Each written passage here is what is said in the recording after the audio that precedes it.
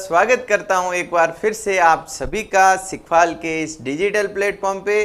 दोस्तों, आप कई दिनों से कमेंट करके मांग कर रहे थे कि सर आयोग पढ़ा दो, आयोग पढ़ा दो। तो जिस क्रम में मानचित्रावली में कंटेंट लिखा गया है उस क्रम में अपन पढ़ रहे हैं और आज वो शुभ घड़ी आ ही गई है कि अपन क्या कर रहे हैं, आयोगों को भी पढ़ रहे हैं। बेहद इंपॉर्टेंट टॉपिक है दोस्तों।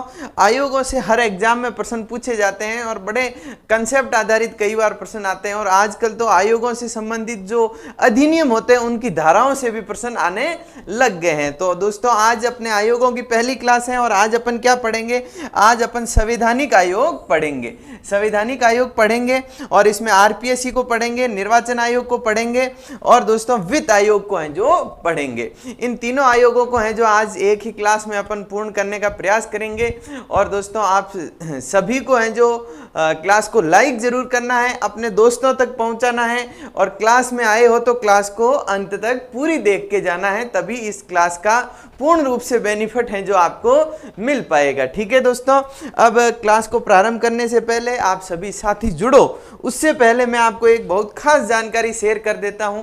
आप सभी को दोस्तों आमंत्रण दे देता हूं कि दोस्तों किस दिन, 24 तारीख के दिन, 24 सितंबर के दिन है जो अपन मैराथन क्लास लेके आ रहे हैं। आप सभी की मांग पे, आप सभी मांग कर रहे थे कि सर पूरी स्टेट पॉलिटी एक ही क्लास में पढ़ा दो, तो दोस्तों एक ही क्लास में पढ़ा दूंगा। आरएएस प्री के पाठ्यक्रम के अकॉर्डिंग पूरी स्टेट पॉलिटी, राजस्थान की राजव्यवस्था, संपूर्ण थ्योरी क्लास एक ही क्लास में मैराथन क्लास होगी। कब प्रारंभ होगी? 4 बजे प्रारंभ होगी। कब प्रारंभ होगी दोस्तों? 24 तारीख को शाम को 4 बजे, संडे का समय है। उस दिन है जो दोस्तों 4 बजे से पहले अपने सारे क्रम है जो पूरे कर लेना और 4 बजे लाइव जुड़ जाना और 5 से 6 घंटे में अपन पूरी स्टेट पॉलिटी को निपटाने का है जो प्रयास करेंगे। बेहतरीन क्लास रहेगी। अब तक जो पढ़ा उसको एक तरीके से क्या करेंगे, रिवीजन करेंगे। और आप सभी को एक और न्योता है, यदि आप स्टेट पॉलिटी के साथ साथ नेशनल पॉलिटी को भी डिटेल से पढ़ना चाहते हो तो आप ये कोर्स हैं जो ज्वाइन कर सकते हो। लाइव क्लास चल रही है, free topic wise test series मिलेगी, पैनल पीडीएफ मिलेगी, पूरे संविधान को डिटेल में पढ़ाया जा रहा है। एक तरीके से ये सब आर्टिकल बेस हैं। गूगल प्ले स्टोर से सिखवाल का प्लेटफॉर्म डाउनलोड करना है, वहां पे आप जैसे प्लेटफॉर्म खोलोगे तो हैं जो आपको यहाँ पे ये कोर्स मिल जाएगा, उस कोर्स का भी आप लाभ ले सकते हो। अब अपन है जो पढ़ना प्रारंभ कर लेते हैं दोस्तों। हाँ जी, हाँ जी, हेमराज जी स्वागत है आपका। जेपी जी, बिल्कुल जेपी जी छुट्टी मना के आज आ गए हैं। खंड अ की क्लास कब से शुरू होगी? मतलब आपने तो मतलब एक तरीके से इस मांग को इतने जोर शोर से उठाया है कि जहां तक आपकी मांग पहुंचनी चाहिए थी वहां तक पहुंच गई है। अब है जो आप इस चैनल पे वैसे बने हुए हो, लगातार रोज आते हो, आप बस चैनल के साथ इसी तरीके से जुड़े रहिए और कुछ ही दिनों बाद है जो दोस्तों खंड अ की भी, खंड ब की भी, खंड स की भी और जितने भी खंड हैं उन सभी की हैं जो क्लासें लगेगी। पूरी मानचित्रावली को निशुल्क पढ़ाने का वादा किया है तो उसे पढ़ाया जाएगा। हेमराज जी, गोविंद प्रजापति जी, जेपी जी, राजेंद्र मीना जी, जय जोहार, कैसे हो? अब है जो अपन पढ़ना प्रारंभ कर लेते हैं। आज क्या पढ़ेंगे अपन? आयोग पढ़ रहे हैं। आयोग और दोस्तों आयोग के बारे में अपन ने बात की कि आयोग 2 प्रकार के होते हैं, एक संवैधानिक और एक गैर संवैधानिक। आयोग कितने प्रकार के होते हैं? 2 प्रकार के होते हैं। आज अपन कौन से पढ़ रहे हैं? संवैधानिक पढ़ रहे हैं। तो आयोग 2 प्रकार के हो गए, एक तो हो गए संवैधानिक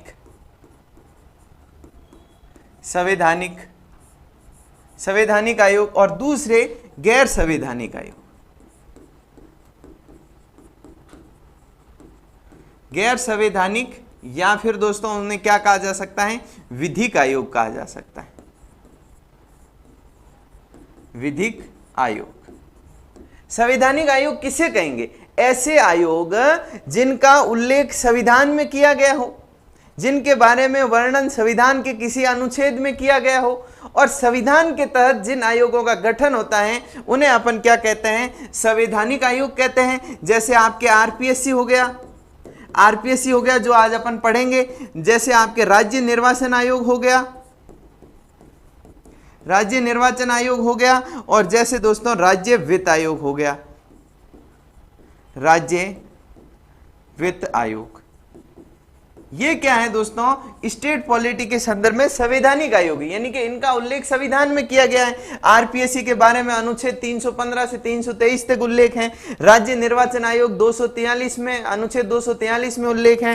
243 के और 243 जेड है। अनुच्छेद 243 आई और वाई में क्या है, राज्य वित्त आयोग है। तो ऐसे आयोग जिनका उल्लेख संविधान में हो और संविधान के तहत जिनका गठन किया जाए वो संवैधानिक आयोग, और ऐसे आयोग जिनका उल्लेख संविधान में नहीं हो परंतु उनके लिए कोई अलग से कानून बना के है जो उनका गठन किया जाता है तो उसे विधिक आयोग या गैर संवैधानिक आयोग कहते हैं। जैसे राज्य मानवाधिकार आयोग हो गया, अगली क्लास में है जो अपन इनको पढ़ेंगे। राज्य मानवाधिकार आयोग हो गया, सूचना आयोग हो गया, लोकायुक्त हो गया, उप लोकायुक्त हो गया, इन सभी को है जो दोस्तों अपन अगली क्लास में है जो पढ़ेंगे। ठीक है, सुनील सैनी जी स्वागत है आपका भी।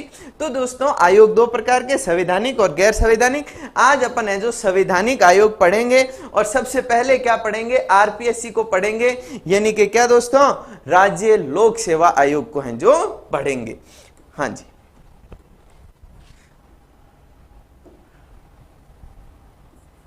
राज्य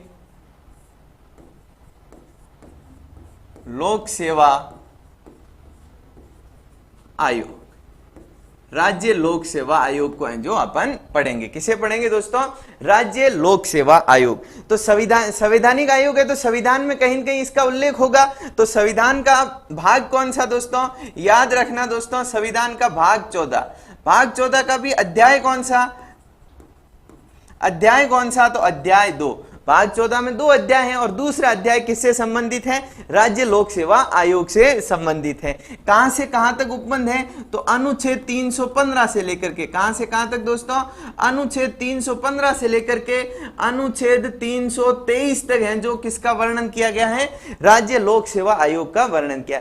क्या सिर्फ राज्य लोक सेवा आयोग का ही वर्णन है या किसी और का भी वर्णन है, तो दोस्तों अनुच्छेद 315 से लेकर के 323 तक किस किस का वर्णन किया गया है, आपके संघ लोक सेवा आयोग का भी वर्णन किया गया है, राज्य लोक सेवा आयोग का भी वर्णन किया गया है और दोस्तों संयुक्त लोक सेवा आयोग का भी वर्णन किया गया है। जैसे अनुच्छेद 315 ही है, अनुच्छेद 315 में क्या कहा गया है कि संघ के लिए क्या होगा, संघ के लिए क्या होगा, एक संघ लोक सेवा आयोग होगा, संघ लोक सेवा आयोग होगा, संघ लोक सेवा आयोग होगा, यूपीएससी जिसे अपन कहते हैं, यूपीएससी जिसे कहते हैं। और दोस्तों अनुच्छेद 315 में कहा गया राज्यों के लिए क्या होगा, राज्यों के लिए एक राज्य लोक सेवा आयोग होगा, लोक सेवा आयोग, राज्य लोक सेवा आयोग होगा जिसे अपन आरपीएससी कहते हैं राजस्थान के संदर्भ में।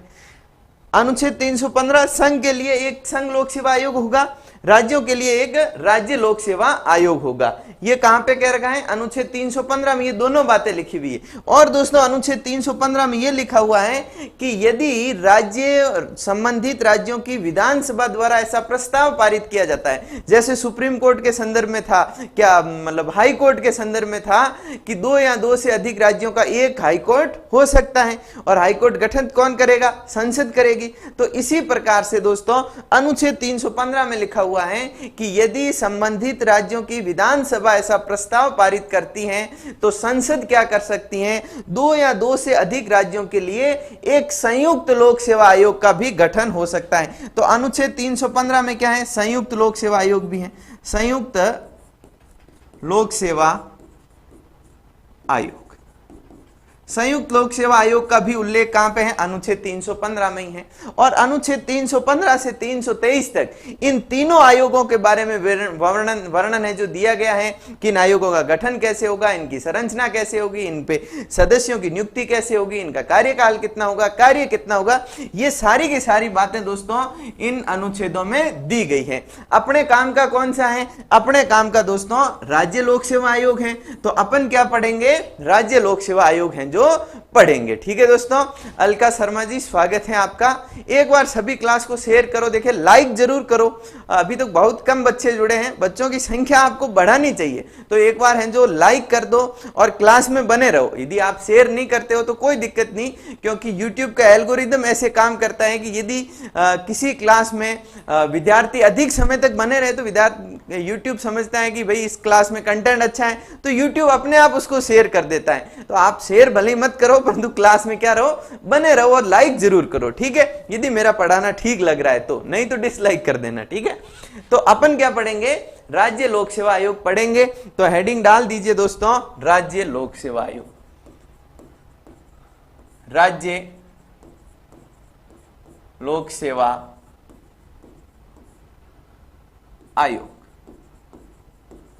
और राजस्थान के संदर्भ में राजस्थान लोक सेवा आयोग मतलब RPSC, Rajasthan public service commission, RPSC है जो अपन जिसे कहते हैं, इसे है जो अपन पढ़ना प्रारंभ करते हैं। इसकी स्थापना कब हुई, कितने सदस्य हैं, इसकी संरचना क्या है, इससे पहले अपन बात करते हैं क्या राजस्थान के गठन से पूर्व, जो राजस्थान अभी है वहां पे क्या थी, राजस्थान के गठन से पूर्व, राजस्थान के एकीकरण से पूर्व यहाँ पे क्या थी, रियासतें थी। तो क्या रियासत काल में भी कुछ ऐसी रियासतें थी जहां पे लोक सेवा आयोग का गठन किया गया, यहां से प्रश्न आया है, तो दोस्तों अपन को पढ़ना जरूरी है। तो रियासत काल में भी क्या किया गया था, कई रियासतों में लोक सेवा आयोगों का गठन किया गया था, तो उनकी है जो अपन चर्चा कर देते हैं। रियासत काल, रियासत काल में है जो राजस्थान की जो 19 रियासतें थी, बड़ी रियासत थी, उन 19 बड़ी रियासतों में से दोस्तों एक तो पहली तो थी जोधपुर। जोधपुर में क्या था, लोक सेवा आयोग का गठन कर दिया गया था, और यह गठन कब किया गया, 1939 को किया गया। दूसरी थी दोस्तों जयपुर, दूसरी कौन सी थी, जयपुर थी। जयपुर में भी दोस्तों क्या किया गया था, लोक सेवा आयोग का गठन किया गया था, 1940 को है जो किया गया था। कब किया गया था, 1940 को किया गया था। और दोस्तों तीसरी थी बीकानेर, इसमें कब किया गया, 1946 में किया गया। ये इंपॉर्टेंट फैक्ट है दोस्तों, आजकल यहां से प्रश्न आने लगे हैं। तो आजादी से पहले यानी कि रियासत काल में, आजादी से पहले यानी कि रियासत काल में राजस्थान की 3 ऐसी रियासतें थी, जोधपुर, जयपुर और बीकानेर, वहां पे क्या था, आरपीएससी, इसने मतलब एक तरीके से लोक सेवा आयोग स्थापित था। यदि आपसे यह पूछे कि सबसे पहले कहां पे स्थापित हुआ, तो आप कहोगे कि जोधपुर में हुआ 39 में, इसके बाद जयपुर में, इसके बाद बीकानेर में, सबसे लास्ट किस में, बीकानेर में। इन तीनों का क्रम भी है जो आपको ध्यान में रखना है। गुरुजी आपकी क्लास डिसलाइक के लिए तो नहीं, हाँ 500% लाइक बनता, हाँ लाइक जरूर करो, सभी लाइक हैं जो जरूर कर लो। जेपी जी तो अपने नियमित विद्यार्थी हैं, हमेशा लाइक करते ही हैं, और बाकी ऐसे विद्यार्थी जो क्या है मौन अवस्था में क्लास देखते हैं, ना तो लाइक करते हैं ना शेयर करते हैं, उनसे मेरी सख्त नाराजगी है। आप भी क्या कर दो, आज है जो लाइक कर दो क्लास को।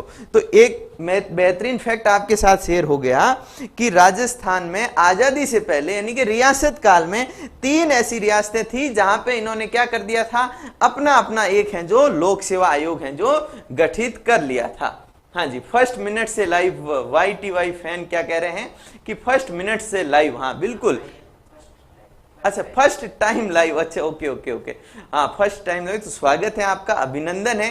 अब आपको है जो रोज क्लास में आना है।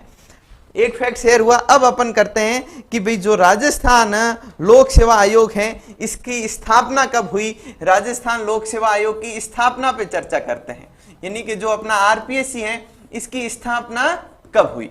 स्थापना कब हुई, तो दोस्तों आरपीएससी की स्थापना हेतु भी क्या किया गया, जैसे कल अपन ने पढ़ा ना क्या, राजस्व मंडल, उसकी स्थापना हेतु भी राज प्रमुख द्वारा अध्यादेश लाया गया। तो आरपीएससी की स्थापना हेतु भी राज प्रमुख द्वारा अध्यादेश लाया गया।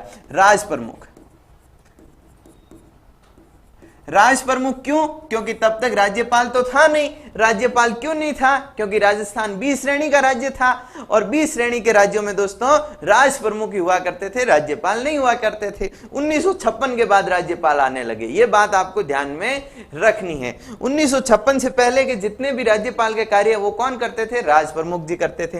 तो आरपीएससी की स्थापना राज प्रमुख के अध्यादेश राज प्रमुख के अध्यादेश द्वारा स्थापित है जो किया गया किसे, आरपीएससी को। तो राज प्रमुख का अध्यादेश कब आया दोस्तों, 16 अगस्त को आया। यह बात भी है जो आपको ध्यान में रखनी है। 16 अगस्त 1949 को राज प्रमुख द्वारा क्या किया गया था, आरपीएससी को स्थापित करने हेतु अध्यादेश लाया गया था। परंतु क्या इस दिन आरपीएससी स्थापित हो गई, इस दिन नहीं हुई दोस्तों। आरपीएससी स्थापित कब हुई दोस्तों, राजस्थान लोक सेवा आयोग का स्थापना कब होती है दोस्तों, 20 अगस्त को होती है। 20 अगस्त 1949 को है जो इसकी स्थापना हो जाती है। स्थापना कब होती दोस्तों, 20 अगस्त 1949 को। कहां पे होती है दोस्तों, ये फैक्ट भी याद रखना दोस्तों, जयपुर में होती है। कहां पे होती है, जयपुर में। अध्यादेश कब आया, 16 अगस्त को आया। स्थापित कब हो गई, 20 अगस्त को हो गई। परंतु इस आरपीएससी ने अपना कार्य कब से प्रारंभ किया, क्या दोस्तों, कार्य कब से प्रारंभ किया, तो दोस्तों 20 अगस्त को नहीं किया इसने, कार्य प्रारंभ किया 22 दिसंबर को। 22 दिसंबर 1949 को ही इसने कार्य प्रारंभ किया। और वास्तव में इसी दिन से है जो आरपीएससी की स्थापना मानी जाती है। यह बात आपको ध्यान में रखना, क्योंकि 22 दिसंबर के दिन ही क्या हुआ था, 22 दिसंबर के दिन ही दोस्तों आरपीएससी के अध्यक्ष भाई साहब को और उनके सदस्यों को है जो नियुक्त किया गया था। 22 दिसंबर के 1949 को ही आरपीएससी के अध्यक्ष और सदस्यों ने पद ग्रहण किया। इसी दिन से आरपीएससी ने कार्य प्रारंभ किया और दोस्तों इसी दिन से आरपीएससी का स्थापना वास्तव में मानी जाती है। और जो आरपीएससी है अभी अपनी भर्ती आयोजित करवाने वाला बोर्ड, ये आरपीएससी अपना स्थापना दिवस कब मनाता है, स्थापना दिवस कब मनाता है दोस्तों, 22 दिसंबर को ही मनाता है। अभी जो आने वाला 2023 का जो 22 दिसंबर है, यहां पे आरपीएससी अपना कौन सा 74वां स्थापना दिवस मनाएगा। एक बार एग्जाम में प्रश्न पूछा गया, उसमें 20 अगस्त भी डेट थी, 22 दिसंबर भी डेट थी। सही उत्तर कौन सा माना गया, 22 दिसंबर माना गया। एक प्रश्न में 22 दिसंबर ऑप्शन में नहीं था परंतु 20 अगस्त था, तो सही आंसर कौन सा माना गया, 20 अगस्त माना गया। इसलिए अपन को ये तीनों की तीनों डेट हैं जो ध्यान होनी चाहिए। हाँ जी, लाइक कर दिए हेमराज जी, करें, थैंक यू हेमराज जी। बाकी विद्यार्थी भी हैं जो ये सुक्रम है जो कर लो, ठीक है। 16 अगस्त को अध्यादेश आया, 20 अगस्त को जयपुर में स्थापना हुई, 22 दिसंबर को अध्यक्ष और सदस्यों ने पद ग्रहण किया और इसी दिन से कार्य प्रारंभ किया।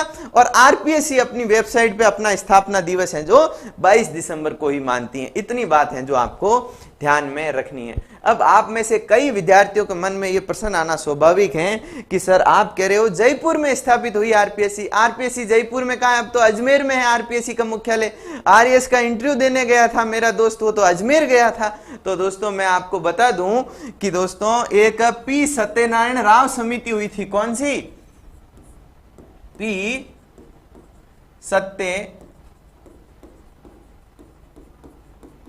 पी सत्यनारायण राव समिति हुई थी। और यह पी सत्यनारायण राव समिति जयपुर के लिए ठीक नहीं थी। इसने है जो हाई कोर्ट की जो जयपुर में पीठ थी इसे समाप्त करवा दिया। साथ साथ में ही दोस्तों पी सत्यनारायण राव समिति की सिफारिश पे 1956 में, कब दोस्तों, 1956 में जो आरपीएससी जयपुर में स्थापित था, जो राजस्थान लोक सेवा आयोग जयपुर में था, उसे कहां हस्तांतरित कर दिया दोस्तों, अजमेर में कर दिया। कहां कर दिया दोस्तों, अजमेर में है जो कर दिया। और अजमेर की गुंगरा घाटी में अब इसका कार्यालय है। तो आने वाले समय में आप कभी भी आरएस का इंटरव्यू वगैरह देने जाओ तो आपको कहां जाना है, अजमेर की गुंगरा घाटी में है जो जाना है।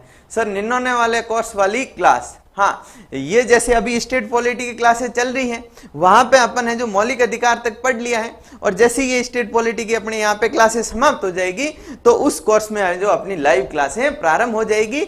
यानी कि दोस्तों 2-3 अक्टूबर से है जो अपने जो वहां पे लाइव क्लासें प्रारंभ कर देंगे, कोई दिक्कत नहीं होनी देंगे आपको, ठीक है। रामप्रीत जी प्रजापत, बसंत यादव, सिखवाल बाकी सब, हाँ ठीक है।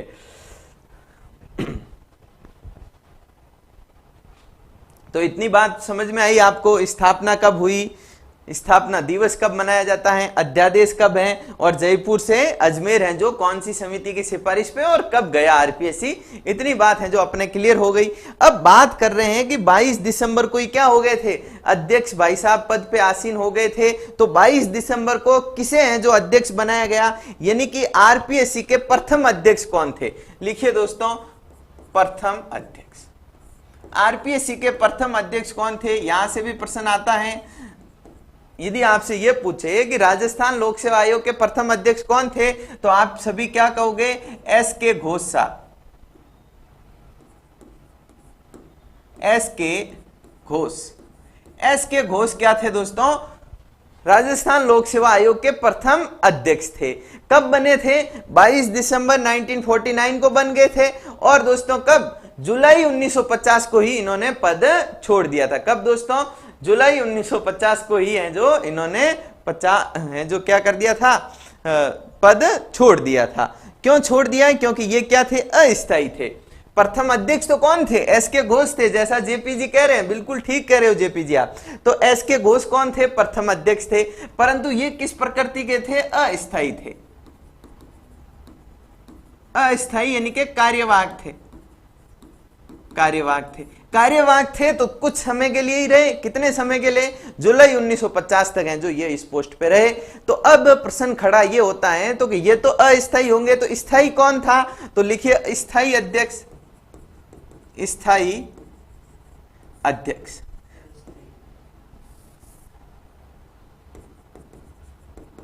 स्थायी अध्यक्ष। आरपीएससी के स्थायी अध्यक्ष कौन थे, प्रथम स्थायी अध्यक्ष। कैसे दोस्तों, प्रथम स्थायी अध्यक्ष कौन थे, तो आप सभी कहोगे कि एस सी त्रिपाठी साहब, S C Tripathi. S C Tripathi हैं जो क्या थे दोस्तों, प्रथम स्थायी अध्यक्ष थे आरपीएससी के। एस के घोष तो थे परंतु ये कार्यवाहक थे, तो प्रथम स्थायी अध्यक्ष कौन हो गए, एस के त्रिपाठी, एस सी त्रिपाठी हो गए। और जुलाई 1950 में है जो इन्होंने पद ग्रहण किया। अभी जो पीटीआई का एग्जाम हुआ था पीछे, इसमें ये पूछ लिया कि एस सी त्रिपाठी ने पद कब ग्रहण किया, तो ये ध्यान में रखना, जुलाई 1950 को आरपीएससी के स्थायी अध्यक्ष के रूप में पद ग्रहण किसने किया, आपके एस सी त्रिपाठी साहब ने किया।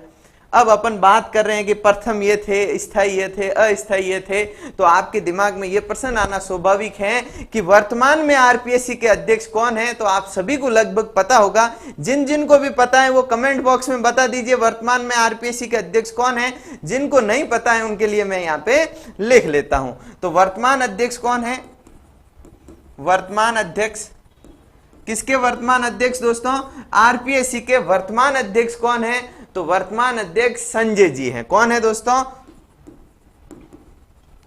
संजय कुमार क्षत्रिय। ये भाई साहब हैं जो क्या है दोस्तों, आरपीएससी के वर्तमान अध्यक्ष हैं। ये पहले आईपीएस अधिकारी थे और अभी क्या बने हुए हैं, आरपीएससी के अध्यक्ष बने हुए हैं। ध्यान में रखना दोस्तों, दिसंबर लगभग सितंबर या दिसंबर 2022 में है जो इन्होंने पद ग्रहण किया था। बिल्कुल सही कह रहे हो जेपी जी, चंदन शर्मा जी बिल्कुल सही कह रहे हो, संजय जी, हेमराज जी भी बिल्कुल सही कह रहे हो। ठीक है दोस्तों, तो वर्तमान अध्यक्ष कौन है, संजय कुमार क्षत्रिय साहब है। अब दोस्तों अपन अध्यक्ष की बात कर रहे हैं तो एक और प्रश्न अध्यक्षों से पूछा जाता है कि आरपीएससी के अध्यक्ष के रूप में सर्वाधिक कार्यकाल किसका था, आरपीएससी के अध्यक्ष के रूप में सर्वाधिक कार्यकाल किसका था। तो यदि आपको सर्वाधिक कार्यकाल पूछे तो आप क्या कहोगे, देवी शंकर तिवारी, देवी शंकर तिवारी भाई साहब का है जो क्या रहा, सर्वाधिक कार्यकाल रहा। आरपीएससी के अध्यक्ष के रूप में सर्वाधिक समय तक पोस्ट पे रहने का श्रेय किसे प्राप्त है, देवी शंकर तिवारी को है। कब से कब तक रहे, 1951 से लेकर के 1958 तक है जो यह आरपीएससी के अध्यक्ष बने रहे। अपने सर्वाधिक की बात की तो आपके दिमाग में दूसरा प्रश्न क्या आएगा कि सर्वाधिक तो पता लग गया, अब न्यूनतम भी बता दो। तो कार्यकाल न्यूनतम किसका रहा, आरपीएससी के अध्यक्ष के रूप में न्यूनतम कार्यकाल यदि आपसे पूछा जाए तो आप क्या कहोगे, पीएस यादव। पीएस यादव जी जो थे उनका कार्यकाल न्यूनतम रहा। कब से कब तक रहे थे? तो दोस्तों ये अक्टूबर नवंबर 1977 को है जो आरपीएससी के अध्यक्ष रहे। एक महीने से भी इनका है जो कार्यकाल कम रहा। तो दोस्तों इतने सारे फैक्ट अपने क्लियर होंगे। प्रथम अध्यक्ष कौन? एस के घोष। प्रथम स्थायी अध्यक्ष कौन? S C Tripathi. वर्तमान अध्यक्ष कौन? संजय कुमार सौत्रिय। सर्वाधिक कार्यकाल किसका? देवी शंकर तिवारी का। न्यूनतम कार्यकाल किसका? पीएस यादव का। अब अध्यक्षों से संबंधित इतने ही प्रश्न है जो पूछे जाते हैं, इससे अलावा कोई फैक्ट नहीं पूछा जाता। तो दोस्तों ये सारे फैक्ट आपको है जो कंठस्थ होने चाहिए। गीता शर्मा जी कह रहे हैं पीएस यादव। अलका शर्मा जी का भी सही आ रहा है, चंद्रा जी का भी सही आंसर है। हाँ जी बिल्कुल बिल्कुल सभी ने है जो सही आंसर दिया है। डीएस तिवारी बिल्कुल सभी की तैयारी बहुत जबरदस्त है। अब अपन चलते हैं दोस्तों, जो अपने आरपीएससी के बारे में अपन चर्चा कर रहे हैं, उस आरपीएससी का स्ट्रक्चर क्या है। अपन अध्यक्ष कर रहे हैं तो ये देख लेते हैं कि अध्यक्ष के अलावा भी और कोई आरपीएससी में होता है या नहीं होता है। तो अगला पॉइंट है अपना संरचना। किसकी संरचना दोस्तों? आरपीएससी की संरचना पे है जो अपन बात करते हैं।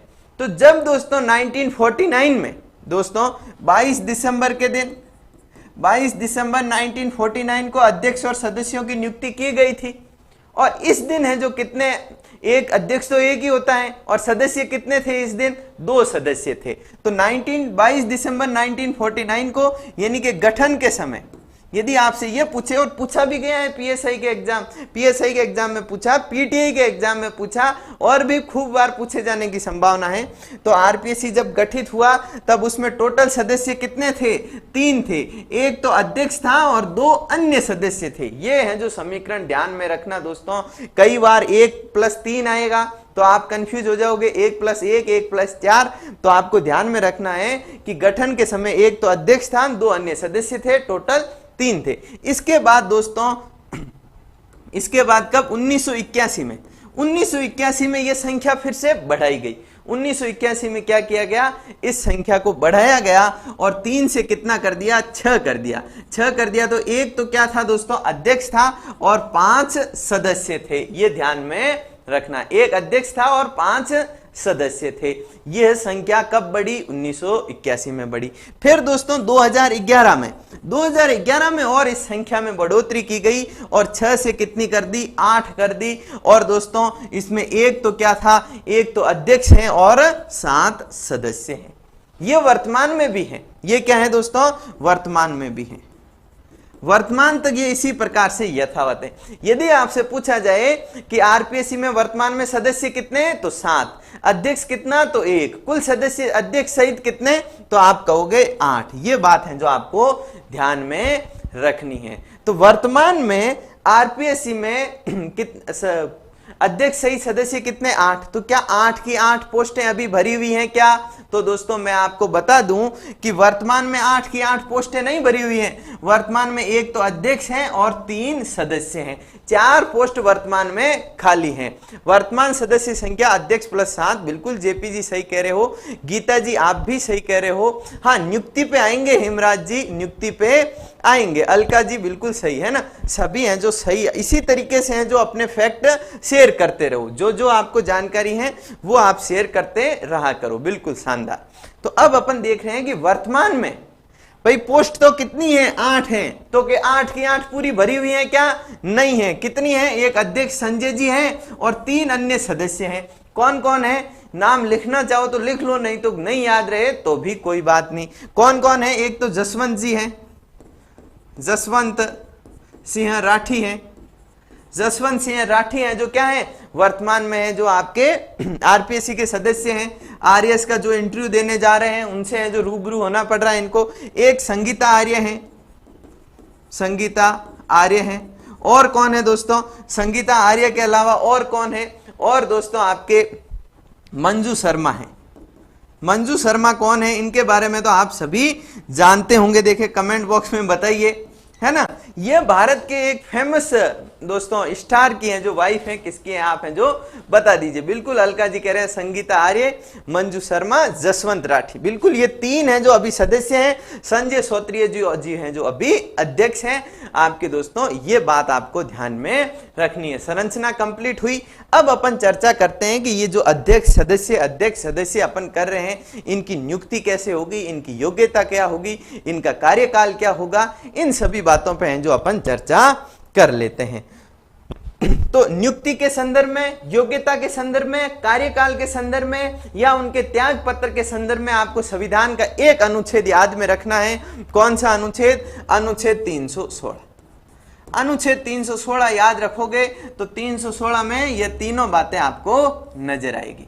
अनुच्छेद 316 का जो क्लोज 1 है वो किसके संदर्भ में है? तो आरपीएससी के सदस्यों और अध्यक्ष और सदस्यों की नियुक्ति के बारे में है। किसके बारे में है दोस्तों? अध्यक्ष और सदस्यों की नियुक्ति के बारे में कौन सा अनुच्छेद है? 316 का क्लोज 1 है।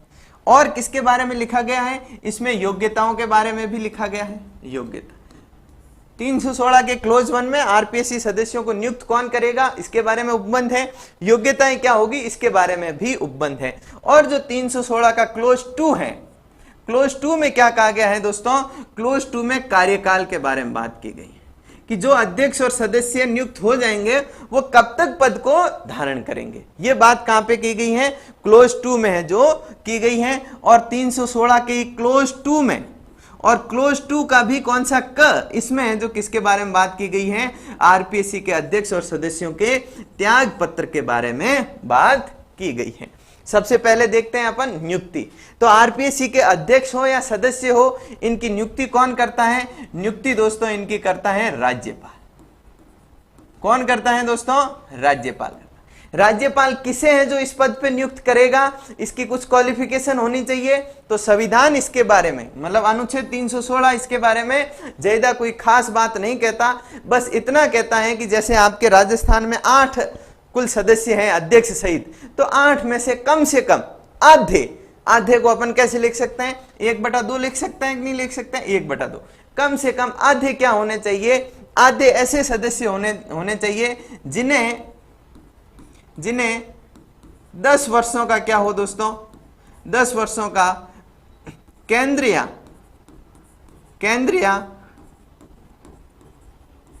राज्य सरकार के अधीन प्रशासनिक सेवा का अनुभव हो। मतलब जो 8 सदस्य हैं, 8 के आधे यानी कि 4 सदस्य ऐसे होने चाहिए जो 10 वर्षों से केंद्र या राज्य सरकार के अधीन प्रशासनिक अधिकारी रहे हो। यानी कि आप 10 वर्षों से कोई आईएएस रहा है तो वह आरपीएससी का सदस्य बन सकता है, 10 वर्षों से यदि कोई आरएएस रहा है तो वह भी बन सकता है। परंतु आधे सदस्यों के बारे में ऐसा कहा गया है, सभी सदस्य ऐसा हो जरूरी नहीं है दोस्तों। इसलिए ही तो क्या होता है दोस्तों, इसलिए ही तो दोस्तों आपके बाबूलाल कटारा जैसे व्यक्तियों को नियुक्त कर दिया जाता है। इसलिए तो ऐसे व्यक्तियों को नियुक्त कर दिया जाता है जो सार्वजनिक मंच पे आके ये घोषणा करते हैं कि मैंने अपने समाज के सैकड़ों युवाओं को क्या दिए हैं, इंटरव्यू में नंबर दिए हैं और उन्हें जो बड़ी पोस्टों तक पहुंचाया है। मतलब भ्रष्टाचार की खुलेआम घोषणा कर दी जाती है। इसके पीछे यहां थोड़ा बहुत सुधार की गुंजाइश है, सुधार होना चाहिए। जेपीजी क्या कह रहे हैं? मंत्री परिषद की सलाह पर राज्यपाल करता है। बिल्कुल, ये राज्यपाल अपनी मर्जी से नहीं करता। मंत्री परिषद यानी कि मुख्यमंत्री की अध्यक्षता में जो मंत्री परिषद होती है उसकी सलाह पे ये नियुक्तियां की जाती हैं। भील अनिल कुमार जी, जय जोहार। कुमार विश्वास की पत्नी, बिल्कुल सही कहा है आपने कि ये जो मंजू शर्मा है ये है जो कुमार विश्वास की पत्नी है। और अभी ये जो कुछ समय पहले विदेश चले गए थे कुमार विश्वास और ये दोनों, आरएएस के इंटरव्यू बीच में अटक गए थे। ये भी आप हैं जो ध्यान में रखना। हाँ जी बिल्कुल, अलका जी सही कह रहे हैं, जेपी आप भी सही कह रहे हो। तो ये दोस्तों योग्यता की चर्चा होगी, नियुक्ति की चर्चा होगी। अब कार्यकाल वाले पॉइंट पे आते हैं, यानी कि जो व्यक्ति आरपीएससी का सदस्य बन जाएगा या अध्यक्ष बन जाएगा वो कब तक रहेगा? तो इसमें कहा गया है 6 वर्ष। कार्यकाल कितना होगा? 6 वर्ष तक होगा। कितना होगा दोस्तों? 6 वर्ष तक होगा। और क्या होगा दोस्तों? 62 वर्ष की आयु। 62 वर्ष की आयु, ये ध्यान में रखनी है आपको। 6 वर्ष या 62 वर्ष की आयु। जो भी व्यक्ति आरपीएससी का सदस्य या अध्यक्ष बनेगा वो कब तक उस पद को धारण करेगा? पद धारण करने की तिथि से 6 वर्ष तक है जो वह उस पद पे रह सकता है। यदि 6 वर्ष से पहले उसकी आयु 62 वर्ष से क्रॉस हो जाती है तो उसे है जो वह पद त्यागना होगा। उदाहरण के लिए समझा दूं कि ए नाम का कोई आदमी था, इसने है जो क्या किया दोस्तों, 55 वर्ष की आयु में क्या कर दिया, आरपीएससी के सदस्य का पद धारण कर दिया। तो 6 वर्ष कब होगा? जब ये 61 ईयर का हो जाएगा तब तक 6 वर्ष हो जाएंगे, तो ये 61 ईयर तक है जो पद पे रह सकता है। परंतु कोई बी नाम का आदमी है, उसने 60 वर्ष की आयु में क्या किया दोस्तों, 60 वर्ष की आयु में आरपीएससी के सदस्य का पद धारण किया, तो वह सिर्फ 2 वर्ष तक ही पद पे रह सकता है, क्योंकि 2 वर्ष बाद उसकी आयु 62 वर्ष हो जाएगी और 62 वर्ष होते ही उसे पद छोड़ना होगा। यानी कि 6 वर्ष या 62 वर्ष की आयु जो भी पहले होगी उस समय है जो उसे ये अपना पद छोड़ना होगा। बिल्कुल गीता जी सही कह रहे हैं, जेपी शर्मा भी सही कह रहे हैं। अब अपन है जो त्याग पत्र पे आते हैं। त्याग पत्र तो आप सभी को पता होना चाहिए। मैंने आपको बार बार बताया है कि कोई भी संवैधानिक आयोग हो, संवैधानिक कोई भी पोस्ट हो, उस पोस्ट पे नियुक्त व्यक्ति अक्सर अपना त्याग पत्र उसी को देता है जो उसे नियुक्त करता है। तो कमेंट बॉक्स में बताइए, देखें आरपीएससी के सदस्य और अध्यक्ष अपना त्याग पत्र किसे देते हैं?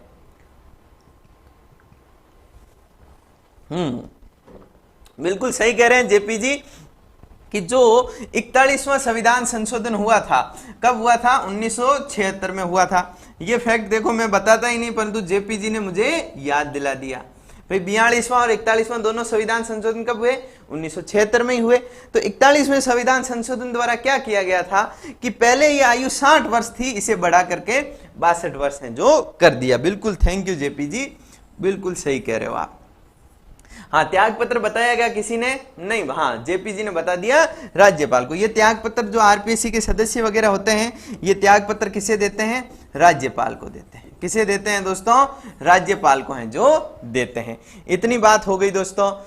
अनुच्छेद 316 की सारी बातें हैं जो अपन ने क्लियर कर दी। अब अपन बढ़ते हैं अनुच्छेद 317। अनुच्छेद 317 में क्या है?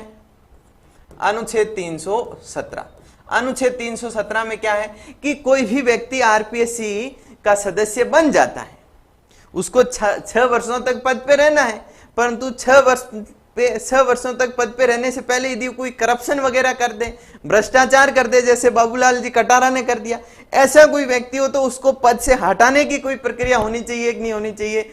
होनी चाहिए। और यह प्रक्रिया कहां पे उल्लेखित है? अनुच्छेद 317 में है। तो लिखिए दोस्तों, पद से हटाने की प्रक्रिया, पद से हटाने की प्रक्रिया। किसे पद से हटाने की प्रक्रिया? आरपीएससी के अध्यक्ष या सदस्यों को पद से हटाने की प्रक्रिया क्या होगी, इसके बारे में अनुच्छेद 317 में कहा गया है। और दोस्तों यहां से खूब प्रश्न पूछे जाते हैं, थोड़ा ध्यान से सुनना दोस्तों। तो पद से हटाने के लिए अधिकृत कौन है? किसको अधिकार है? आरपीएससी के सदस्यों को या अध्यक्ष को पद से हटाने का अधिकार किसे है? नियुक्त तो राज्यपाल करता है, परंतु पद से हटाने का अधिकार किसे है? राष्ट्रपति को है। ये ध्यान में रखना दोस्तों। भाई नियुक्ति तो कौन कर रहा है? त्याग पत्र कौन ले रहा है? राज्यपाल। परंतु पद से हटाने की अधिकार किसे है? राष्ट्रपति को है। ये थोड़ा डिफरेंट फैक्ट है, तो आपको ध्यान में रखना है दोस्तों। पद से हटाने का अधिकार किसे? राष्ट्रपति को। तो कोई न कोई आधार तो होगा ना, बिना आधार के राष्ट्रपति थोड़ा ही हटाएगा। तो पद से हटाने का आधार क्या है? आधार है दोस्तों साबित कदाचार। साबित कदाचार, साबित कदाचार यानी कि जब भ्रष्टाचार के आरोप सिद्ध हो जाए तब है जो किसी आरपीएससी के अध्यक्ष या सदस्य को क्या किया जा सकता है? पद से हटाया जा सकता है। यानी कि राष्ट्रपति द्वारा आरपीएससी के सदस्य या अध्यक्ष को साबित कदाचार के आधार पे यानी कि भ्रष्टाचार के आरोप सिद्ध होने पे पद से हटाया जा सकता है। आरोप सिद्ध करने के लिए जांच करनी पड़ेगी, तो जांच कौन करेगा? तो जांच तो करनी ही पड़ेगी। और जांच कौन करेगा? तो दोस्तों इसके बारे में कहा गया है कि जांच उच्चतम न्यायालय करेगा। कौन करेगा? उच्च न्यायालय भी नहीं करेगा, उच्चतम न्यायालय करेगा। उच्चतम न्यायालय करेगा। यदि किसी आरपीएससी के सिटिंग मेंबर को पद से हटाना है तो क्या करना होगा? हटाने के लिए अधिकृत कौन? राष्ट्रपति। राष्ट्रपति कैसे हटाएगा? साबित कदाचार के आधार पर हटाएगा। साबित कदाचार यानी कि जांच के बाद यदि भ्रष्टाचार के आरोप साबित होते हैं तो जांच कौन करेगा? उच्चतम न्यायालय करेगा। कैसे करेगा? तो संविधान के अनुच्छेद 145 में उल्लेखित प्रक्रिया के अकॉर्डिंग करेगा। जैसे दोस्तों अभी आरपीएससी के सदस्य थे ना, कौन? बाबूलाल कटारा। उन्हें हटाने के लिए राज्यपाल द्वारा राष्ट्रपति के पास आवेदन भेजा गया। राष्ट्रपति ने अब ये जांच सौंप दी है किसे? उच्च न्यायालय को। अब जांच हो रही है। परंतु दोस्तों, एक खास तथ्य मैं आपके साथ शेयर कर रहा हूं कि जब भी आरपीएससी के सदस्य या अध्यक्ष को हटाने की जांच चल रही हो, जांच के दौरान राज्यपाल, कौन दोस्तों?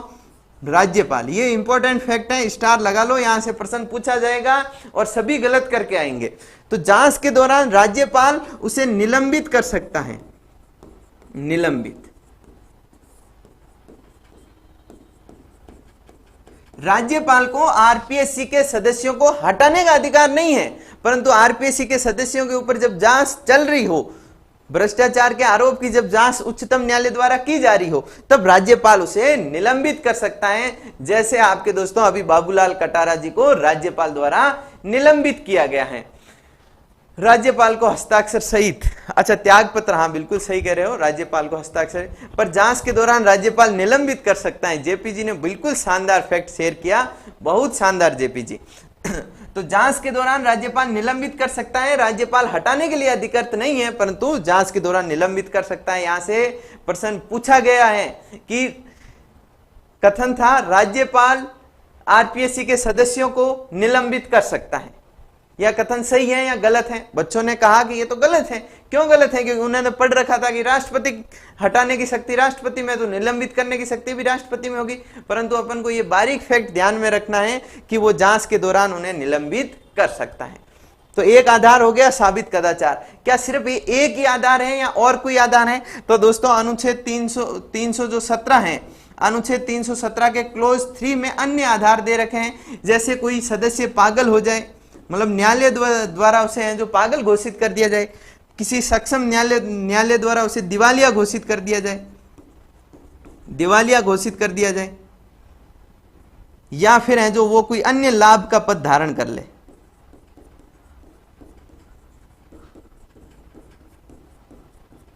यदि कोई वो अन्य लाभ का पद धारण कर ले तो भी उसे क्या किया जा सकता है? पद से हटाया जा सकता है। आरपीएससी या दोस्तों आरपीएससी के अध्यक्ष या सदस्य को हटाने के आधार कितने हो गए? 4 हो गए। एक तो साबित कदाचार, दूसरा पागल, तीसरा दिवालिया, स्वतः लाभ का पद। यानी कि आरपीएससी का सदस्य रहते हुए कोई व्यक्ति ऐसी कोई नौकरी प्राप्त कर ले जहां से उसे वेतन मिल रहा हो, तो उसे भी क्या किया जा सकता है? पद से हटाया जा सकता है। सिर्फ एक आधार नहीं है, कई सारी पुस्तकों में सिर्फ एक आधार लिखा हुआ है, साबित कदाचार। आपको ध्यान में रखना है कि संविधान का अनुच्छेद 317 पागल, दिवालिया और अन्य लाभ का पद धारण करने पे भी राष्ट्रपति द्वारा क्या किए जा सकते हैं? आरपीएससी या राज्य लोक सेवा आयोग के सदस्यों को हटाया जा सकता है। यह तथ्य भी आपको ध्यान में रखना है दोस्तों। तो पद से हटाने की क्या प्रक्रिया हो गई? ये सारी बातें अपने क्लियर हो गई कि नहीं हो गई? हो गई। अब अपन आगे बढ़ते हैं और देखते हैं दोस्तों अनुच्छेद 318 को ही देख लेते हैं। चलो 17 के बाद कौन सा अनुच्छेद आ गया? 318 आ गया। 318 में क्या है? कौन बताएगा? देखे 318 में क्या है? तो 318 में दोस्तों आरपीएससी के जो अध्यक्ष और सदस्य होंगे उनकी सेवा शर्तों के बारे में उल्लेख है। सेवा शर्तों के बारे में उल्लेख है कि जो अध्यक्ष और सदस्य होंगे उनकी सेवा शर्तों का निर्धारण कौन करेगा, कैसे होगा, इस बारे में प्रावधान कहां पे है? 318 में है। और ये प्रावधान करने का अधिकार किसे है? राज्यपाल को है। किसे है दोस्तों? राज्यपाल को है। और इसी अनुच्छेद में उल्लेखित प्रावधानों के तहत दोस्तों 1951 में राज्यपाल तो थे नहीं, कौन थे? राजस्थान के राज प्रमुख थे। 1951 में राज प्रमुख मान सिंह द्वितीय ने क्या किया दोस्तों? लोक सेवा, राजस्थान लोक सेवा आयोग, लोक सेवा आयोग सेवा शर्तें नियम 1951 क्या किए दोस्तों? पारित किए।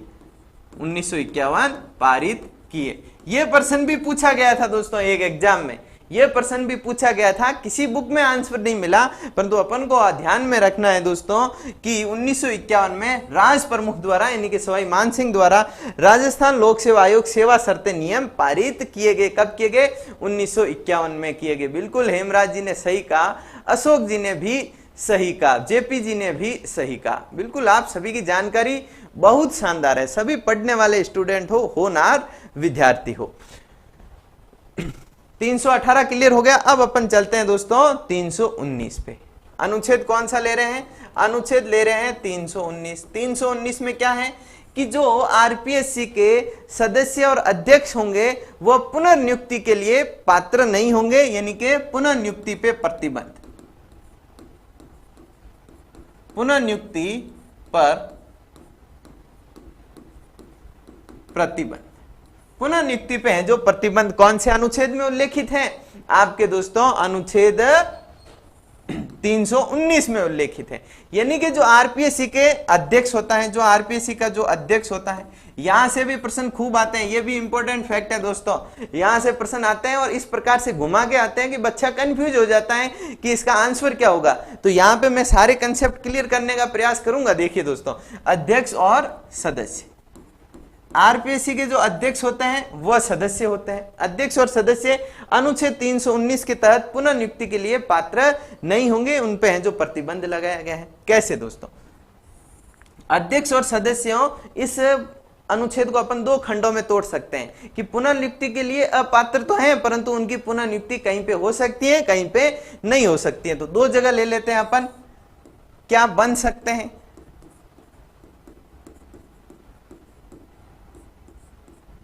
क्या बन सकते हैं? यानी कि कोई व्यक्ति आरपीएससी का अध्यक्ष रह गया या सदस्य रह गया, रिटायरमेंट के बाद वो क्या बन सकता है और क्या नहीं बन सकता है? नहीं बन सकता है। क्या बन सकता है और क्या नहीं बन सकता है, दो भागों में इसको विभाजित करते हैं। तो क्या बन सकता है? यदि कोई आरपीएससी का अध्यक्ष या सदस्य यूपीएससी का अध्यक्ष बनना चाहे तो बन सकता है, और सदस्य बनना चाहे तो भी बन सकता है। यह बात अनुच्छेद 319 में लिखी हुई कि यदि कोई व्यक्ति आरपीएससी का सदस्य रहने के बाद या अध्यक्ष रहने के बाद, रिटायर होने के बाद यूपीएससी का अध्यक्ष या सदस्य बनना चाहे तो बन सकता है। और क्या बन सकता है? अन्य राज्यों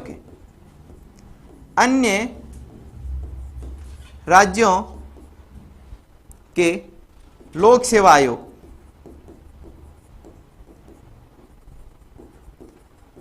अन्य राज्यों के लोक सेवा आयोग का अध्यक्ष और सदस्य बन सकता है ना। यदि कोई आरपीएससी का सदस्य रिटायरमेंट के बाद किसी अन्य राज्य का, जैसे राजस्थान का एमपी का है, जो एमपी के जो लोक सेवा आयोग है उसका सदस्य बनना चाहे या अध्यक्ष बनना चाहे तो उसे मनाही नहीं होगी। यदि वो यूपीएससी का अध्यक्ष बनना चाहे या सदस्य बनना चाहे तो भी उसे मनाही नहीं होगी। तो मनाही कहां होगी? तो इसमें कहा गया है कि वह व्यक्ति जो आरपीएससी का सदस्य रह गया, अध्यक्ष रह गया, रिटायरमेंट के बाद दोस्तों एक तो आरपीएससी का ही सदस्य नहीं बनेगा। कोई व्यक्ति आरपीएससी का अध्यक्ष रह गया तो वो वापस आरपीएससी का ही अध्यक्ष नहीं बनेगा, और कोई व्यक्ति आरपीएससी का सदस्य रह गया तो वो वापस आरपीएससी का ही सदस्य नहीं बनेगा। मतलब जिस आयोग में वो कार्य कर चुका है उस आयोग में पुनर्नियुक्त वो नहीं होगा। और दोस्तों क्या नहीं होगा? वह केंद्र और राज्य सरकार के अधीन कोई पद धारण नहीं करेगा। मतलब वो एक तो आरपीएससी का वापस सदस्य नहीं बन सकता, अध्यक्ष है तो अध्यक्ष भी नहीं बन सकता, और वो केंद्र और राज्य सरकार के अधीन कोई भी पद है जो धारण नहीं कर सकता, उसे सरकारी नौकरी लेने का कोई अधिकार नहीं होगा। ये है जो दोस्तों अनुच्छेद 319 में कहा गया है। परंतु एक फैक्ट मैं आपके साथ कर दूं कि जो सदस्य होते हैं, जो लोक सेवा आयोग के सदस्य होते हैं, उन्हें जो दोस्तों अध्यक्ष बनने का अधिकार है। जैसे अपन ने देखा कि आरपीएससी में कोई सदस्य रह गया तो वो वापस सदस्य नहीं बनेगा, कोई अध्यक्ष रह गया तो अध्यक्ष भी नहीं बनेगा, सदस्य भी नहीं बनेगा, परंतु यदि कोई आरपीएससी का सदस्य रहा है तो वो अध्यक्ष बन सकता है, अध्यक्ष बन सकता है। यहां से प्रश्न आया है दोस्तों, ये ध्यान में रखना है आपको। ये सारे के सारे जो फैक्ट शेयर किए हैं मैंने आपको समझाने का प्रयास किया, और यहां से दोस्तों प्रश्न पूछे जाते हैं कंसेप्ट बेस पे कि क्या बन सकता है क्या नहीं बन सकता, तो आपको है जो ये ध्यान में रखना है। बिल्कुल दो पल वालों का भी स्वागत है, जय श्री राम, जय श्री राम। तो अध्यक्ष और सदस्यों के बारे में अपन ने चर्चा कर ली कि वो क्या बन सकते हैं और क्या नहीं बन सकते। यहां से प्रश्न आते हैं तो आपको ये फैक्ट है, जो ये कंसेप्ट है जो ध्यान में रखना है। अब मेरा प्रश्न आप सभी लोगों से ये है कि आरपीएससी का कोई सदस्य रहने के बाद या अध्यक्ष रहने के बाद कोई व्यक्ति क्या राज्यपाल बन सकता है क्या? आपको कमेंट बॉक्स में बताना है। इस प्रश्न का आंसर मैं पिछली क्लासों में दे चुका हूं, है ना। अब मेरा प्रश्न आपसे यह है कि आरपीएससी का कोई सदस्य रह गया या कोई व्यक्ति अध्यक्ष रह गया, रिटायरमेंट के बाद यदि वो राज्यपाल बनना चाहे तो क्या वो बन सकता है या नहीं बन सकता? पर सदस्यों की आयु 62 वर्ष पूर्ण नहीं है तो वो अध्यक्ष बन सकते हैं। बिल्कुल बिल्कुल ये लिख दिया ना मैंने, अध्यक्ष बन सकते हैं। और कब तक? जब तक 62 वर्ष की आयु पूर्ण नहीं है। तो 62 वर्ष की आयु पूर्ण होने के बाद तो वो लायबल ही नहीं रहेंगे पद धारण करने के। बिल्कुल सही कह रहे हो जेपी जी आप। अब मेरा प्रश्न आप ध्यान से सुन लो एक बार फिर से कि आरपीएससी का कोई सदस्य रहने के बाद या अध्यक्ष रहने के बाद यदि उसे राज्यपाल बनना है तो बन सकता है या नहीं बन सकता है?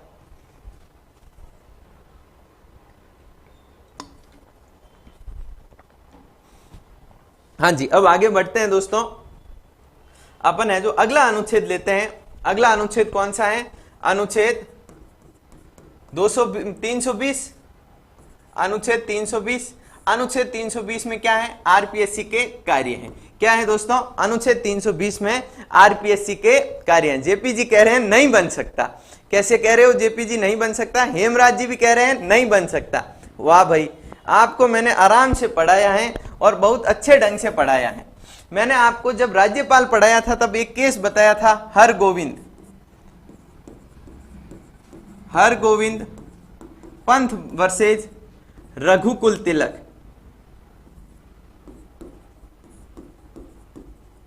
रघुकुल तिलक राज्यपाल पढ़ाया था, तब मैंने ये केस पढ़ाया था। तब मैंने आपको कहा था कि ये जो रघुकुल तिलक भाई साहब थे ये 1958 से लेकर के 1960 तक क्या रहे थे? 1958 से लेकर के 1960 तक आरपीएससी के सदस्य रहे थे। ये सदस्य रहे थे। और ये भी आप जानते हो कि 1976 में, कब दोस्तों? 1977 में ये क्या बन गए थे? 76 नहीं, 77 में ये राजस्थान के राज्यपाल बन गए थे। ये राज्यपाल बन गए थे। ये सदस्य थे आरपीएससी के और राज्यपाल बन गए। बने राज्यपाल, तो राज्यपाल बने तो जिस प्रकार से आपके दिमाग में आया ना कि नहीं बन सकता, इसी तरीके से हरगोविंद पंत के दिमाग में भी आया कि आरपीएससी का या किसी भी लोक सेवा आयोग का सदस्य रहा हुआ व्यक्ति क्या नहीं बन सकता? राज्यपाल नहीं बन सकता। क्योंकि राज्यपाल तो पद तो क्या है? केंद्र सरकार के अधीन एक नौकरी है। केंद्र सरकार के अधीन एक नौकरी है। ये मन में आया हरगोविंद पंत के। हरगोविंद पंत 1979 में, कब दोस्तों? 1979 में कोर्ट पहुंच गए। कोर्ट पहुंचे, संविधान सर्वोच्च न्यायालय ने इस मामले को सुना और कहा कि आरपीएससी का सदस्य रहा हुआ व्यक्ति, आरपीएससी का अध्यक्ष रहा हुआ, यानी किसी भी लोक सेवा आयोग का या यूपीएससी का सदस्य या अध्यक्ष रहा हुआ व्यक्ति राज्यपाल बन सकता है। क्यों बन सकता है? क्योंकि राज्यपाल केंद्र या राज्य सरकार के अधीन कोई नौकरी नहीं है। राज्यपाल क्या है? स्वतंत्र और संवैधानिक पद है। स्वतंत्र और संवैधानिक पद है।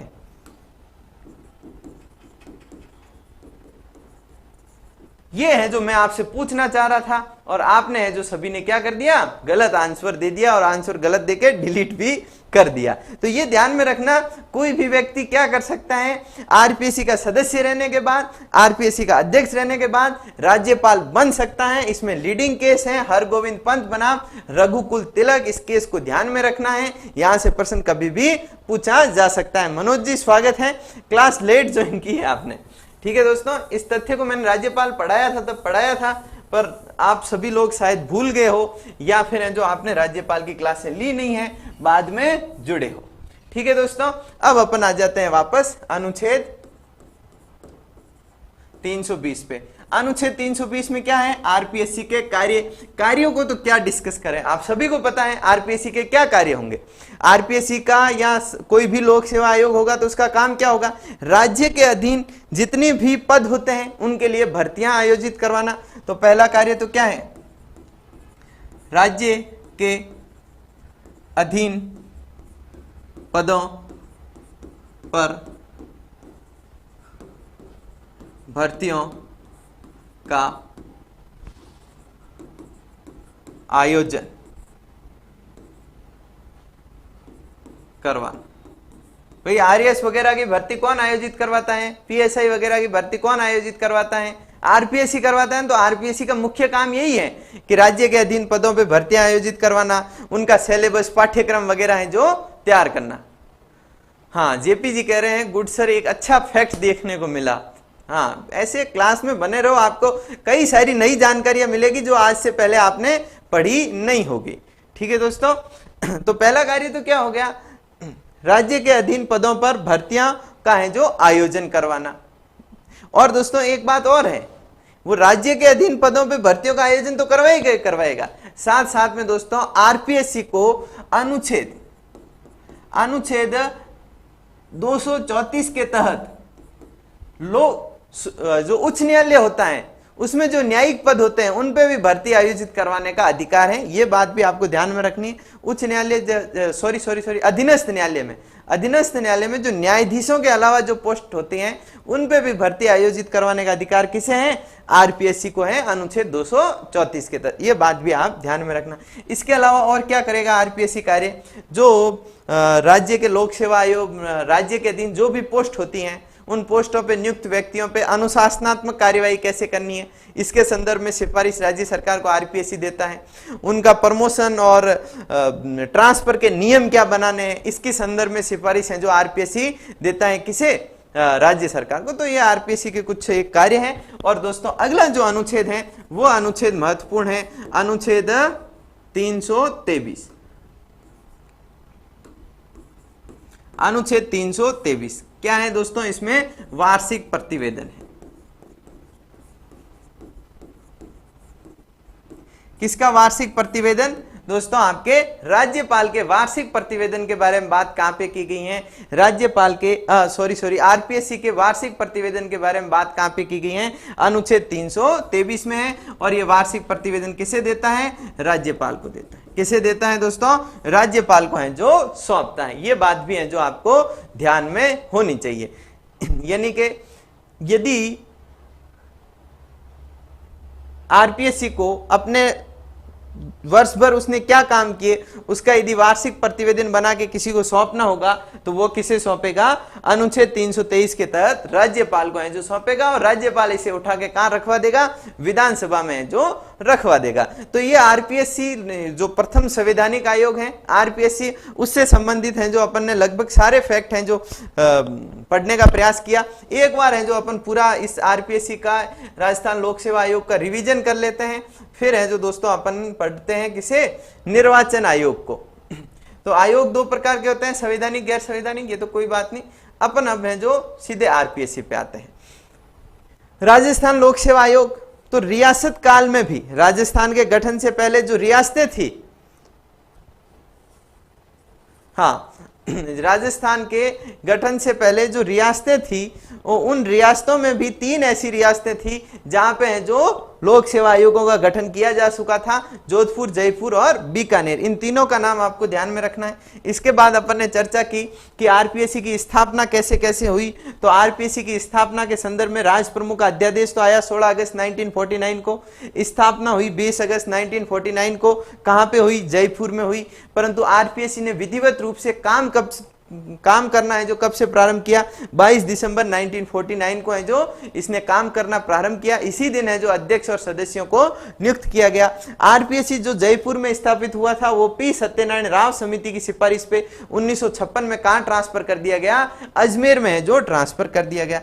इसके बाद अपन ने चर्चा की कि आरपीएससी के प्रथम अध्यक्ष कौन थे, एस के घोष थे, परंतु ये क्या थे, अस्थायी अध्यक्ष थे, यानी के कार्यवाहक थे। तो अपन ने चर्चा की कि प्रथम स्थायी अध्यक्ष कौन थे, एस के त्रिपाठी थे। वर्तमान कौन है, संजय कुमार श्रोत्रिय हैं। सर्वाधिक कार्यकाल किसका, देवी शंकर तिवारी का। न्यूनतम कार्यकाल किसका, पीएस यादव का। इसके बाद अपन ने चर्चा की आरपीएससी की संरचना पे। तो अपन ने देखा कि 22 दिसंबर 1949 को आरपीएससी में एक अध्यक्ष हुआ करता था और 2 सदस्य हुआ करते थे, कुल 3 ही सदस्य हुआ करते थे। फिर 1981 में इन्हें 3 से बढ़ा के 6 कर दिया, एक अध्यक्ष और 5 सदस्य। 2011 में 6 से बढ़ा के 8 कर दिया, एक अध्यक्ष और 7 सदस्य। वर्तमान तक यही स्थिति बनी हुई है और वर्तमान में 4 पोस्टें भरी हुई हैं, 4 खाली हैं। इसके बाद अपन ने चर्चा की कि आरपीएससी के जो सदस्य होते हैं उनकी नियुक्ति कौन करता है, राज्यपाल करता है। योग्यता क्या है, योग्यता के बारे में खास कोई उल्लेख नहीं है, बस एक शर्त लगा रखी है कि आधे सदस्य ऐसे होने चाहिए जो सरकार के अधीन क्या हो, कम से कम राज्य या केंद्र सरकार के अधीन कम से कम 10 वर्षों से प्रशासनिक अधिकारी रहे हो। कार्यकाल कितना, 6 वर्ष से 62 वर्ष, या तो 6 वर्ष की आयु पद ग्रहण करने से 6 वर्ष का कार्यकाल, या फिर 62 वर्ष की आयु, दोनों में से जो भी पहले हो वो उसका कार्यकाल होगा। और ये 62 वर्ष की आयु कब की गई थी, 41वें संविधान संशोधन द्वारा की गई थी, पहले 60 वर्ष हुआ करती थी। त्याग पत्र किसे देता है, राज्यपाल को है, जो आरपीएससी का सदस्य है, यहाँ अध्यक्ष त्याग पत्र देता है। पद से हटाने की प्रक्रिया अनुच्छेद 317 में, पद से हटाने की प्रक्रिया, पद से हटाने के लिए अधिकृत कौन है, राष्ट्रपति है। क्यों हटाएगा, साबित कदाचार के आधार पर हटाएगा। साबित कदाचार यानी कि भ्रष्टाचार का साबित होना। साबित कैसे होगा, जांच से होगा। जांच कौन करेगा, उच्चतम न्यायालय करेगा। कैसे करेगा, अनुच्छेद 145 में उल्लेखित प्रक्रिया के अकॉर्डिंग करेगा। और जांच के दौरान राज्यपाल क्या कर सकता है, उसे निलंबित है जो कर सकता है। राज्यपाल हटा नहीं सकता परंतु वो निलंबित कर सकता है। हटाने के और क्या कोई आधार हैं क्या, जी हाँ, और आधार हैं क्या है, यदि पागल हो जाए, यदि दिवालिया हो जाए, यदि कोई सक्षम न्यायालय द्वारा उसे पागल या दिवालिया घोषित कर दिया जाए, या कोई लाभ का पद धारण कर ले तो भी उसे हटाया जा सकता है। इसके बाद अपन ने चर्चा की कि आरपीएससी के जो सदस्य होते हैं, जो आरपीएससी के अध्यक्ष वगैरह होते हैं, उनकी सेवा शर्तों का निर्धारण कौन करता है, राज्यपाल करता है। इस हेतु दोस्तों लोक सेवा आयोग सेवा शर्तें नियम 1951 है जो राज प्रमुख द्वारा पारित किए गए, ये बात भी आपको ध्यान में रखनी है। इसके बाद अपन ने देखा कि जो आरपीएससी के अध्यक्ष और सदस्य होते हैं वो पुनः नियुक्ति के लिए पात्र नहीं होते, परंतु वह यूपीएससी के अध्यक्ष और सदस्य बन सकते हैं, अन्य लोक सेवा आयोग के अध्यक्ष और सदस्य बन सकते हैं, परंतु वह केंद्र और राज्य सरकार के अधीन कोई पोस्ट धारण नहीं करेंगे। यदि कोई आरपीएससी का अध्यक्ष है तो वह वापस फिर से आरपीएससी, मतलब जिस राज्य के लोक सेवा आयोग का वो अध्यक्ष रहा, उसी राज्य के लोक सेवा आयोग का रिटायरमेंट के बाद अध्यक्ष नहीं बनेगा, और सदस्य भी वापस वहीं पे सदस्य नहीं बनेगा। परंतु सदस्य क्या कर सकते हैं, यदि उनकी आयु 62 वर्ष पूर्ण नहीं हुई है तो वो क्या कर सकते हैं, अध्यक्ष बन सकते हैं। अध्यक्ष को अधिकार नहीं है कि वो वापस अध्यक्ष बन जाए, परंतु सदस्यों को अधिकार है कि वो अध्यक्ष बन जाए परंतु सदस्य नहीं बने। ये बात अपन ने देखी। इसके बाद अपन ने देखा कि अनुच्छेद 320 में क्या है, अनुच्छेद 320 में राज्य के अधीन पदों पे भर्ती करने का कार्य है जो किसे दिया गया है, आरपीएससी को दिया गया है। अनुच्छेद 320 में मोटा मोटी आरपीएससी के कार्य उल्लेखित किए गए हैं। इसके अलावा लोक सेवकों पे अनुशासनात्मक कार्यवाही करने की सिफारिश देना, उनके प्रमोशन ट्रांसफर संबंधी नियमों के संदर्भ में राज्य सरकार को सिफारिश देना, ये काम भी किसका है, आरपीएससी का है। इसके बाद अनुच्छेद 323 देखा, इसमें अपन ने देखा कि वार्षिक प्रतिवेदन, राज्यपाल अपना वार्षिक प्रतिवेदन किसे सौंपता है, राज्यपाल अपना वार्षिक प्रतिवेदन दोस्तों आरपीएससी अपना वार्षिक प्रतिवेदन किसे सौंपता है, आरपीएससी अपना वार्षिक प्रतिवेदन है जो राज्यपाल को सौंपता है अनुच्छेद 323 के तहत। हाँ जी, दीपक शर्मा राधे राधे, कैसे हो। अब आपकी इजाजत हो तो अपन एक और आयोग पढ़ लें, नहीं तो समय तो हो गया है आपसे विदा लेने का। तो अपन कल की क्लासों में पढ़ेंगे जो बाकी 2 आयोग रह गए अपने, कौन सा, निर्वाचन आयोग, और कौन सा रह गया, और है जो दोस्तों अपने वित्त आयोग। 2 आयोग रह गए संवैधानिक।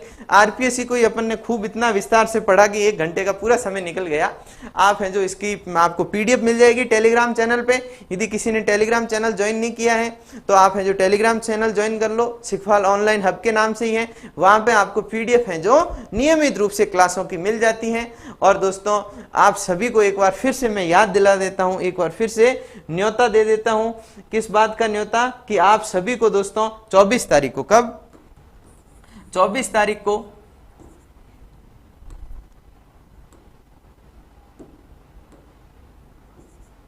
24 सितंबर को क्या करना है, शाम को 4 बजे इस क्लास में लाइव जुड़ना है। YouTube पे स्ट्रीम लगा रखी है, जाकर के स्ट्रीम का जो नोटिफिकेशन है उसे ऑन कर दीजिए, नोटिफाई मी कर दीजिए, लाइक का बटन दबा दीजिए। मैं चाहता हूं कि जिस दिन मैं इस क्लास को लाइव लूं उस दिन है जो आप सभी वहां पे उपस्थित रहो, अधिक से अधिक संख्या में उपस्थित रहो। तो अपने दोस्तों को भी बता देना, आप भी हैं जो 24 तारीख को आ जाना। जितना अपन ने अब तक पढ़ा है उस सभी का रिवीजन करेंगे आरएस फ्री के सिलेबस के अकॉर्डिंग। तो अब मैं आपसे इजाजत चाहूंगा, बहुत बहुत धन्यवाद।